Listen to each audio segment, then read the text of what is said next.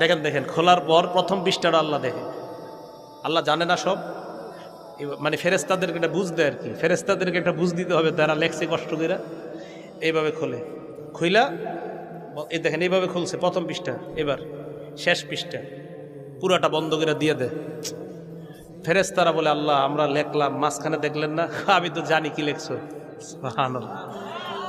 মাবুদ আপনি কি দেখলেন? কয় প্রথম পৃষ্ঠার মধ্যে লেখা ইস্তেগফার, ফজর নামাজ, দুরুদ, তাসবিহাত, এই ভালো ভালো আমল প্রথম পৃষ্ঠায় লেখা।